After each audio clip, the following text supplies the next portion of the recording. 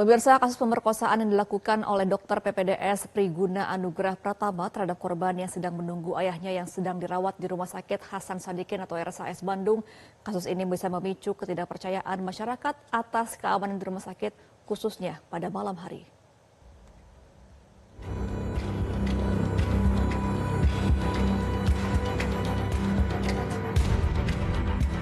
Sabtu 18 Maret 2025, dini hari sekitar pukul 1 waktu Indonesia Barat. Priguna Anugrah Pratama, 31 tahun yang merupakan dokter residen anestesi, mendekati FH, 21 tahun, anak dari seorang pasien yang sedang dalam kondisi kritis di Rumah Sakit Hasan Sadikin RSHS Bandung. Dengan alasan pengambilan darah untuk keperluan medis ayahnya yang sedang dirawat, Priguna kemudian membawa FH dari ruang instalasi gawat darurat IGD ke lantai 7 gedung MCHC, tepatnya di ruang nomor 711. Di sini, Priguna meminta FH untuk mengganti pakaian dengan baju operasi dan menyuntikkan cairan bening ke dalam selang infus yang membuat FH kehilangan kesadaran. Setelah siuman sekitar pukul 4 waktu Indonesia Barat, FH merasa ada yang tidak beres dan diduga mengalami kekerasan seksual. FH kemudian melaporkan kejadian tersebut ke Polda Jawa Barat. Polisi kemudian langsung melakukan penyelidikan.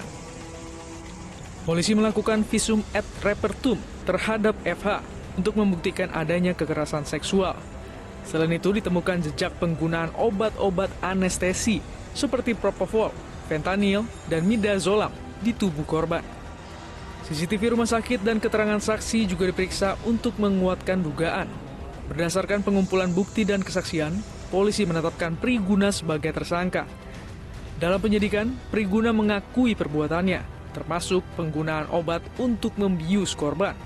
Ia mengaku memiliki kelainan seksual atau somnofilia, yakni menyukai korban yang tidak sadar. Priguna merupakan dokter residen yang sedang menjalani program pendidikan dokter spesialis atau PPDS Anestesiologi Fakultas Kedokteran Universitas Padjadjaran.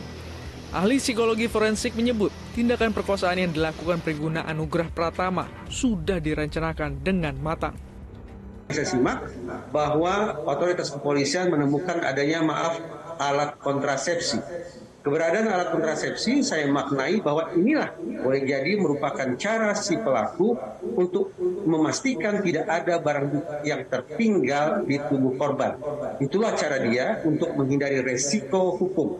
Sempurna sudah, target, insentif, sumber daya, dan resiko sudah terpikirkan dan sudah terkelola dengan maksimal di kepala yang bersangkutan, sehingga sekali lagi ini bisa dianggap sebagai perkosaan bukan impulsif, tapi perkosaan terencana. Selain FH, penyelidikan mengungkap adanya 2 korban lain yang juga mengalami kekerasan seksual oleh Priguna. Kedua korban tambahan ini merupakan pasien di RSHS. Umurnya sama, jadi yang satu dengan dalih akan dilakukan analisa anestesi. Kemudian juga yang kedua dia akan dilakukan uji alergi terhadap obat bius. Alasannya seperti itu. Kemudian korban dibawa ke tempat yang sama. Ini pasien atau keluarga Pasien. Ini pasien. Ini modusnya sama atau gimana? Modusnya sama. Tempatnya sama ya? Tempat sama, hanya waktunya berbeda. Yang pertama tanggal 10 Maret, yang kedua tanggal 16 Maret. Priguna telah ditetapkan sebagai tersangka dan dijerat dengan pasal 6C Undang-Undang Nomor 12 Tahun 2022 tentang tindak pidana kekerasan seksual dengan ancaman hukuman penjara maksimal 12 tahun. Pihak kepolisian juga mempertimbangkan penambahan pasal terkait penggunaan obat-obatan untuk membius korban. Kasus ini menyoroti pentingnya pengawasan ketat terhadap tenaga medis dan perlindungan terhadap pasien di fasilitas kesehatan. Proses hukum yang transparan dan adil diharapkan dapat memberikan keadilan bagi para korban dan mencegah kejadian serupa di masa depan. Peristiwa ini telah memicu keprihatinan mendalam dari berbagai pihak.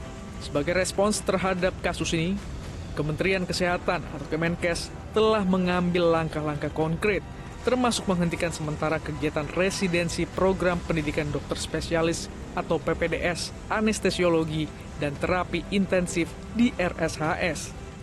Harus ada perbaikan. Jadi perbaikan yang pertama, Kita akan freeze dulu anestesi di Unpad dan RSAS untuk lihat kekurangannya mana yang harus diperbaiki. Ya, kalau kita perbaiki sampai jalan kan susah. Freeze sudah 1 bulan. Perbaiki seperti apa? Yang nomor 2, ini harus ada efek jerahnya. Ini sering terjadi. Ya di Undip juga bunuh diri kan terjadi. Tapi nggak pernah ada efek jerah, jadi orang nggak melakukan terus, melihat ini hal biasa. Jadi kita udah pastikan STR, SIP dicabut, karena Bapenas sekarang ada di Kemenkes dengan undang-undang yang baru, sehingga dia nggak bisa praktek. Selain itu, Kemenkes mewajibkan pemeriksaan kesehatan mental bagi para peserta pendidikan dokter spesialis dan menyurati Konsil Kesehatan Indonesia untuk mencabut surat tanda registrasi pelaku sehingga yang bersangkutan tidak lagi memiliki izin praktik kedokteran.